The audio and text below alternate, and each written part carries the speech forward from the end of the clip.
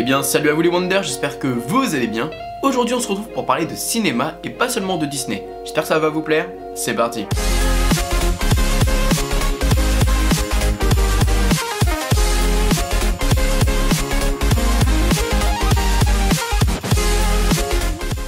Bon, avant de commencer, il faut savoir que j'aime Disney, mais j'aime également le cinéma. Ça m'arrive très régulièrement, on va dire 3 à 4 fois par mois d'aller au cinéma. J'ai une carte illimitée qui me permet de regarder pas mal de films. J'en ai vu une trentaine de différences cette année au cinéma. Donc c'est pourquoi j'avais envie d'en parler aujourd'hui avec vous, de 10 films qui m'ont marqué cette année au cinéma. Faut savoir que déjà je suis un bon public, c'est-à-dire que pour trouver un film mauvais et que j'ai envie de sortir de la salle, faut vraiment y aller. Il y en a certains dans la liste, vous allez voir, il y en a certains qui m'ont donné envie vraiment de sortir de la salle, mais je l'ai pas fait. Tout d'abord, on va parler du film qui m'a le plus marqué cette année, au niveau de l'histoire, au niveau de la romance, au niveau des musiques, au niveau des personnages, au niveau des acteurs. Je parle évidemment de La La Land. La La Land est un film qui m'a vraiment surpris. Au début, quand on m'a dit c'est une comédie musicale, je me suis dit oh là super, je vais m'ennuyer, ça va être génial. Eh bien au contraire, j'ai vraiment apprécié le film. J'ai même écouté la playlist musicale du film pendant au moins 2-3 semaines. Et malgré le fait que ce soit un long film, j'ai quand même été le voir 3 fois au cinéma. Et au bout de la 3e fois, j'avais toujours autant apprécié de voir ce film. Il n'y a pas de chamboulement, on sait à peu près ce qui va se passer, il n'y a pas de grosses surprises. Et je trouve que dans ce film, ce qui m'a vraiment beaucoup plu, surtout, c'est la morale de l'histoire. Je vais pas en raconter plus pour éviter de spoil pour certaines personnes qui aimeraient le voir. Mais en tout cas, si vous avez un doute pour le voir, je vous conseille de le voir, vous n'allez pas regretter. Dans un second temps, on va parler d'un film d'animation, c'est Tous en scène. Et non, ce n'est pas un Disney. Tous en scène m'a beaucoup surpris également, parce que justement c'était pas un Disney, il y avait de la musique, il y avait de la chanson. Je l'ai également vu celui-là plus d'une fois au cinéma, je l'ai vu 2 fois, et franchement j'ai vraiment pris du plaisir les 2 fois. Les chansons sont bien reprises, elles sont vraiment cool, il y en a certaines que j'apprécie encore réécouter. Il y a vachement de personnages vachement attachants, moi j'ai beaucoup apprécié par exemple le gorille, avec son papa qui a une belle histoire. Ah, la tête de Mickey qui a pas tenu, bon, c'est pas grave. Attention, c'est pas un top 10, hein. Juste La La Land, effectivement, c'était le premier des premiers, mais après, c'est vraiment dans le désordre. Ensuite, un film qui m'a beaucoup surpris, c'est Wonder Woman. Je m'explique. J'avais pas du tout aimé le film Suicide Squad, et étant donné que c'est un DC Comics, j'avais peur avec Wonder Woman. Ça va peut-être ressembler à Suicide Squad, peut-être qu'il y a quelque chose qui va me déranger. Et bah bien au contraire, j'ai énormément apprécié ce film. Je pense que Wonder Woman est vraiment un tremplin pour les DC. Je pense que ça met tout de suite une nouvelle ambiance, ça met tout de suite un petit coup de fraîcheur et ça enlève ce petit côté dark peut-être des DC Comics. Donc j'ai vu Wonder Woman, mais j'ai également vu aussi Justice League.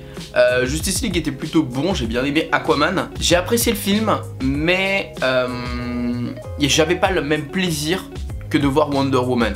J'ai bien apprécié, attention, Justice League, c'était un bon film, c'était sympa à voir, mais je sais pas, Wonder Woman, il y avait quelque chose en plus. Peut-être que j'apprécierais Aquaman tout seul dans un film. En fait, je pense que c'est lui qui m'a beaucoup plu. J'ai beaucoup aimé l'acteur, c'est celui de Game of Thrones et j'aime beaucoup cet acteur. On est dans les super-héros, on va continuer un peu dans les super-héros avec Spider-Man. Alors le Spider-Man Homecoming m'a beaucoup surpris parce que j'aimais beaucoup les Spider-Man Amazing et j'avais peur qu'ils fassent quelque chose de moins bien. Au contraire, ils ont fait quelque chose de plutôt correct, ils ont fait quelque chose de plutôt sympa, même si des fois l'histoire était un peu incohérente avec ce qui se passait dans Civil War avec Captain America, etc. Enfin bref, il y a eu des petites incohérences, rien de méchant mais quand même un peu d'incohérence. Ils étaient obligés de refaire venir Homecoming pour montrer que en fait Spider-Man commençait à entrer dans le MCU, que Disney Marvel récupérait doucement le personnage. Alors est-ce qu'ils l'ont mal fait? Je trouve pas, honnêtement je trouve que le costume est correct, je trouve que le personnage est correct. Juste pourquoi Homecoming? Je ne sais pas pourquoi ce titre. Le vautour, j'ai beaucoup apprécié le vautour. J'ai beaucoup apprécié le rôle qu'il avait, le personnage qu'il était. Il y avait pas mal de surprises aussi. Moi j'aime bien quand il y a de la surprise dans les films, je pense que c'est ce qui fait un petit peu le petit charme. Visuellement c'était sympa, c'était beau. Tony Stark en plus dans le film, qu'il était réellement important je ne sais pas, mais ça faisait toujours plaisir de le voir. Dans la même lignée avec les autres Marvel, on avait également Thor qui était sympa. C'est pas le film de l'année mais honnêtement il était sympa à voir, j'ai bien apprécié. Et on avait également les Gardiens de la Galaxie 2, pareil c'était cool. Thor 3 c'est quand même celui que j'ai préféré de la trilogie. Et les Gardiens de la Galaxie j'ai quand même préféré le 1, mais je l'aimais pas dans les 10 premiers parce que ça reste des Marvel et je vais pas non plus citer tous les Marvel, sinon on n'en finirait pas.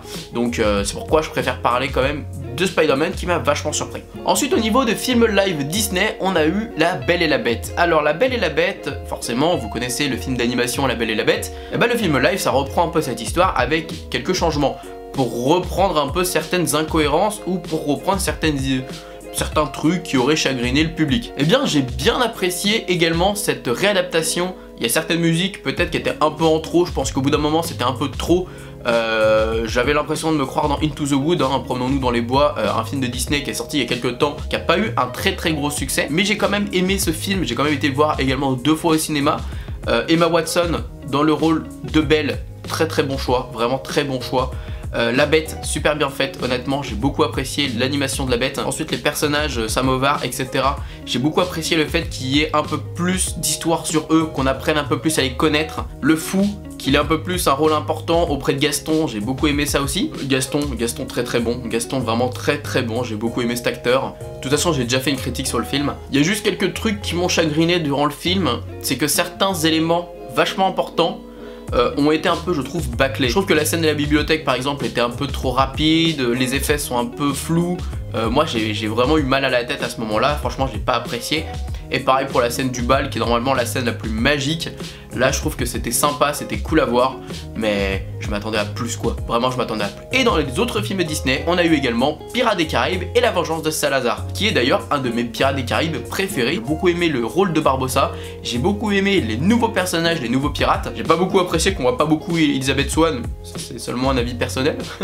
Will Turner également, on le voit pas beaucoup, mais bon j'espère qu'il aura un rôle un peu plus important dans la suite. Moi j'ai beaucoup aimé celui-ci, je vous conseille vraiment d'aller le voir si vous ne l'avez pas vu.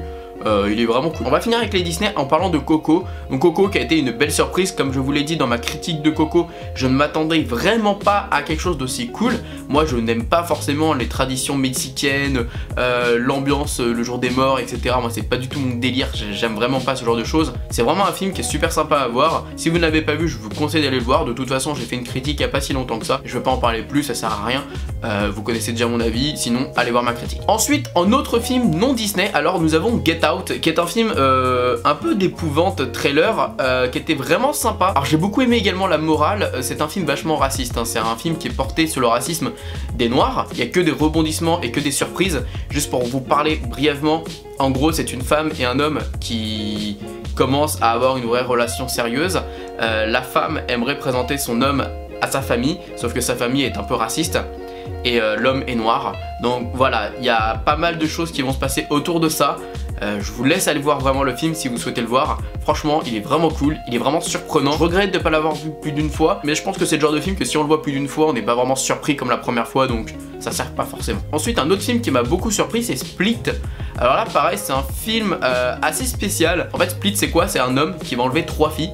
Il va les emmener chez lui et il va les enfermer forcément. Sauf que cet homme a un trouble, c'est qu'il a plusieurs personnalités en lui. Donc il a un petit garçon, enfin je crois qu'il a à peu près une quinzaine, vingtaine de personnalités. Et garçon, fille, vieux, voilà, enfin il a vraiment plein de personnages différents. Et en gros les filles vont essayer d'en profiter pour essayer de s'évader grâce à lui, grâce à ses personnalités. Et vous verrez, je vais pas vous raconter la suite non plus. Franchement c'est un bon film, je vous conseille vraiment d'aller le voir, j'ai pris un vrai plaisir à voir ce film. Pour terminer, je vais parler de 2 derniers films d'épouvante. Donc il y a Ça, donc la réadaptation de Ça de Stephen King, qui est vraiment super cool, c'est la première fois que je vois un Ça. Donc j'avais vraiment pas d'a priori par rapport à ça, parce que par rapport à ça, là j'ai pas vu d'autres films, j'ai pas lu d'histoire, c'est la première fois que je voyais ce film. J'ai beaucoup aimé, je suis vraiment curieux de découvrir le 2, je me suis d'ailleurs pas mal renseigné pour savoir à peu près comment ça se passe par la suite. Je pense que je me suis peut-être fait un peu spoil, mais de ce que j'ai compris, il y a quand même pas mal de changements et c'est quand même une des meilleures adaptations de ce film. Donc voilà, je suis pressé de voir le 2 et curieux de voir ce qui va se passer. Et un autre film d'horreur que j'avais vraiment envie de parler, c'est Annabelle 2. Alors pourquoi j'ai envie de parler de celui-ci? Parce que je trouve que c'est un des films d'horreur qui m'a le plus plu ces derniers temps. Annabelle 1, j'avais pas forcément accroché, le 2 m'a beaucoup plu. J'aime beaucoup les films d'horreur, faut savoir que j'aime beaucoup ça.